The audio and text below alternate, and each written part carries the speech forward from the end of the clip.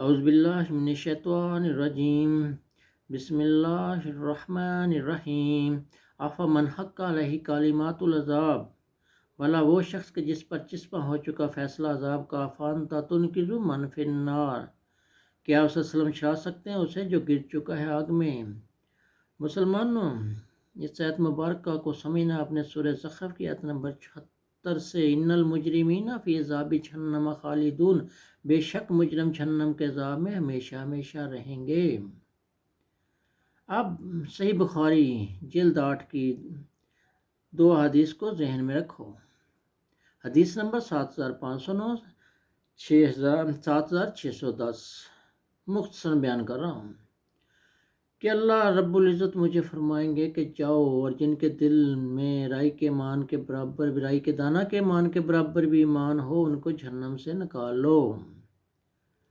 اور مانگنے پر، یعنی 1% کا نبی صلی اللہ علیہ وسلم گئے انہیں نکال لیا، اور مانگنے پر اللہ تعالیٰ مجھے فرمائیں گے کہ جاؤ اور جن کے دل میں رائی کے دانہ کے کم سے کم تر حصہ کے برابر بھی ایمان، انہیں بھی جہنم سے نکال لو، پھر میں جاؤں گا اور نکالوں گا۔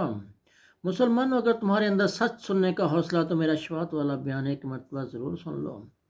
یہ حدیث اور اس تناظر میں لکھی گئی تمام حدیث کا مقصد صرف اور صرف مسلمانوں کو بے عمل کر کے سچی مقدس کتاب قرآن مجید سے کھلی بغاوت کروا کر ہمیشہ ہمیشہ کے لیے جہنم میں پہنچانا ہے۔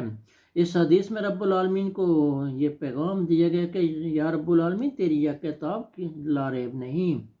یہ حدیث نبی صلی اللہ علیہ وسلم کی رب العالمین سے طاعت و فرمان برداری پر کھلم کھلا سوالیہ نشان لگاتی ہے۔ سورہ کاف آیت نمبر 45، حکم ہے رب العالمین کے اپنے پیارے حبیب کو فَذَكِّرْ بِالْقُرْآنِ مَن يَخَافُ وَعِيدِ، سو آپ صلی اللہ علیہ وسلم نصیحت کرتے رہیں قرآن سے ہر اس شخص کو جو ڈرتا ہو میری وعید سے۔ اور سورہ نام آیت مبارکہ 19 میں نبی صلی اللہ علیہ وسلم کی بھی گواہی ہے، وَأُوحِیَ إِلَیَّ هَٰذَا الْقُرْآنُ، اور وحی کیا گیا یہ قرآن میری طرف، لِأُنذِرَکُم بِہ، تاکہ متنبہ کروں تمہیں بھی اس کے ذریعے سے، وَمَن بَلَغَ، شخص کو جس تک یہ پہنچے، یعنی قیامت تک کے ہر شخص کے لیے یہ حکم ہے کہ انہوں نے صرف اور صرف اس کے ذریعے تبلیغ کرنی ہے، اس کے ذریعے لوگوں کو ڈرانا ہے۔ مسلمانوں، نبی صلی اللہ علیہ وسلم سے منسوب دجال، امام مہدی جیسے فرضی کرداروں، عیسیٰ بن مریم کے دوبارہ دنیا میں آنے، شفاعت مردوں کے سننے، عذاب قبر، قیامت کی نشانیوں، سنگسار وغیرہ پر لکھی گئی تمام کی تمام من گھڑت حدیث کو سچا ماننے کا مطلب ہے کہ مسلمانوں رب العالمین کی اس گواہی کو جو سورہ سچی مقدس کتاب میں سورہ انبیاء میں رب العالمین نے اپنے پیارے حبیب کی دیا کہ میرے نبی نے یکساں تعلیمات دی ہیں، اعلانیہ تعلیمات دی ہیں، تو کلم کھلا جٹلانا ہے۔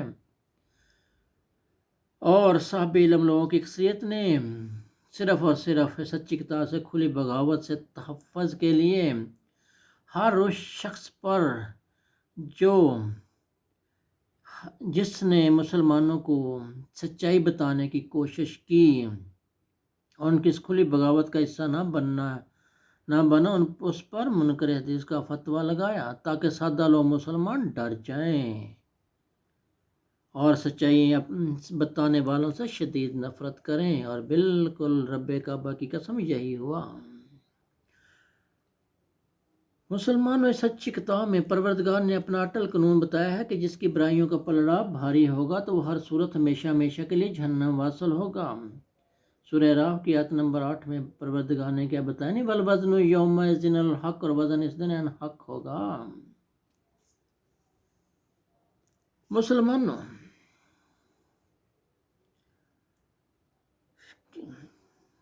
کیسے تم نے ان حدیث کو مان لیا؟ کیا اگر ہم ان حدیث کو من گڑتا حدیث کو سچا مان لیں نعوذ باللہ ایک لمحے کے لیے، تو تم کیسے کہہ سکتے ہو کہ شیطان رب العالمین سے احتجاج نہیں کرے گا؟ کیا شیطان رب العالمین کو اپنا وعدہ یاد نہیں دلائے گا جو سورہ راف کی آیت نمبر 18 میں رب العالمین نے شیطان سے کیا رکھا ہے؟ لمن تبعک منہم، یقین رکھ کے جو بھی کرے گا تیری پیروی ان میں سے، لاملأن جہنم منکم اجمعین، تو میں ضرور بھر دوں گا جہنم کو تجھ سمیت ان سب سے۔ اور مسلمانوں، رب العالمین سے زیادہ وعدہ کا سچا کون ہے؟ ومن اصدق من اللہ حدیث، اور کون ہے زیادہ سچا اللہ سے اپنے وعدے میں؟ سورہ نساء آیت مبارکہ 87۔ کیا شیطان کہے گا نہیں رب العالمین سے کہ میں نے بڑی محنت کر کے انہیں اپنا ساتھی بنایا ہے، اب آپ بھی اپنے وعدے کے مطابق ہمیشہ ہمیشہ کے لیے انہیں میرے ساتھ ہی رہنے دیجیے۔ مسلمانوں، تم نے یہ تصور بھی کیسے کر لیا کہ نبی صلی اللہ علیہ وسلم پروردگار کو اپنے وعدے سے پھر جانے کا کہیں گے؟ ان نتبع الا ما یوحی الی، نہیں پیروی کرتا میں مگر صرف اس وحی کی جو بھیجی جاتی ہے میری طرف۔ یہ گواہی ہے نبی صلی اللہ علیہ وسلم کی مسلمانوں، اس کو ہر وقت تمہارے ذہن میں یہ رہنی چاہیے۔ مسلمانوں، سوال تو پیدا ہوتا ہے کہ نبی صلی اللہ علیہ وسلم نے رائی کے دانے کے برابر والوں کی اس وقت سفارش کیوں نہیں کی جب نبی صلی اللہ علیہ وسلم کو حساب کتاب کے بعد پتہ چل گیا کہ میری اتنی امتیوں پر جہنم واجب ہو چکی ہے، اس وقت نبی صلی اللہ علیہ وسلم نے سفارش کیوں نہیں کی؟ مسلمانوں، جانتے ہو اس حدیث کا سب سے تکلیف دہ پہلو کیا ہے؟ نبی صلی اللہ علیہ وسلم نے فرمایا کہ میں چاہوں گا اور انہیں جہنم سے نکالوں گا۔ استغفر اللہ، روح کانپ جاتی ہے، دل لرز اٹھتا ہے کہ محدثین نے حدیث کے نام پر یہ کیا لکھ دیا۔ سورہ حمیم سجدہ کی آیت نمبر 6 میں رب العالمین نے سورہ مومنون کی آیت نمبر 12 تا 14 کا قانون سمجھایا ہے۔ کل انما انا بشر مثلکم یوحی الی، 15 اور 16 بھی اس کے ساتھ ہی ایڈ ہوگی۔ اے نبی، ان سے کہہ دیجئے یقیناً میں ایک بشر ہوں تم جیسا، وہی بھیجی جاتی ہے میری طرف۔ مسلمانوں، اس آیت مبارکہ میں رب العالمین نے اپنے پیارے حبیب کا موازنہ ہم انسانوں سے نہیں کیا، بلکہ وہ سورہ مومنون والا پروسیس تمہیں بتایا ہے، 12 تا 16۔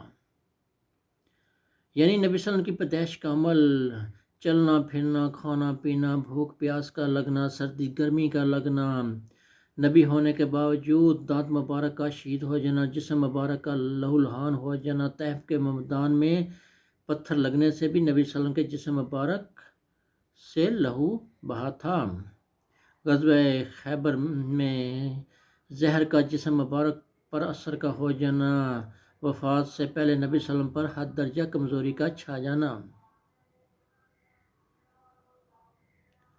مسلمانوں، تمہاری نبی صلی اللہ علیہ وسلم سے عشق کی پتہ نہیں یہ کون سی قسم جو تم نے اتنی بڑی جہنم سے رائی کے دانہ کے برابر ایمان والوں کو جہنم سے نکالنے والی اجمی محدثین کی من گھڑتا حدیث کو بھی سچا مان لیا۔ اجمی محدثین لاکھوں حدیث میں اکٹھا کر کے ان میں سے چند ہزار حدیث کو بخاری نے استخارہ کر کے لکھا تھا۔ یہ بات ہر صورت مسلمانوں تمہارے ذہن میں رہنی چاہیے۔ نعوذ باللہ، چلو ایک لمحے کے لیے تصور کر لیتے ہیں کہ پروردگار نے گناہ گاروں شیطان سے کیے گئے وعدے کو پورا کرنے کے بجائے نبی صلی اللہ علیہ وسلم کی سفارش کو مان لیا، تو کیا کوئی مسلمان اس بات کا تصور بھی کر سکتا کہ پروردگار اپنے پیارے حبیب سے کہیں گے جاؤ انہیں خود جہنم سے نکال لو؟ نہیں مسلمانوں، رب کعبہ کی قسم، اگر یہ بات مانی جاتی تو رب العالمین صرف کن کہتے اور تمام کے تمام گناہ گار جنت سے باہر نکل آتے۔ رب العالمین اپنے پیارے نبی صلی اللہ علیہ وسلم کے قریب سے بھی جہنم کی آگ کا گزر برداشت نہیں کر سکتے۔ یاد رکھو مسلمانوں، اس حدیث کو سچا ماننے کا تصور بھی جرم ہے، سچی کتاب سے کھلی بغاوت اور نبی صلی اللہ علیہ وسلم کی کھلی بے ادبی ہے۔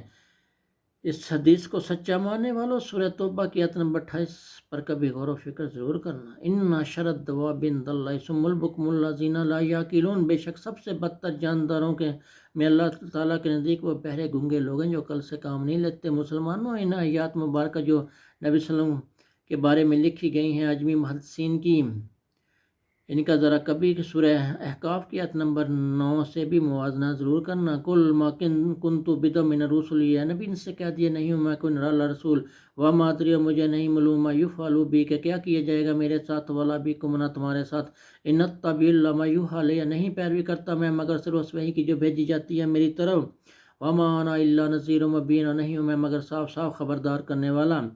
میری اللہ رب العالمین سے خصوصی دعا ہے کہ اللہ تعالیٰ ہر مسلمان کو کم از کم اتنی فہم و فراست عطا فرمائے تاکہ وہ پہچان سکے کہ کون ان کے کھلے دشمن دین میں اور کون ان کا دوست۔ صدق اللہ العظیم۔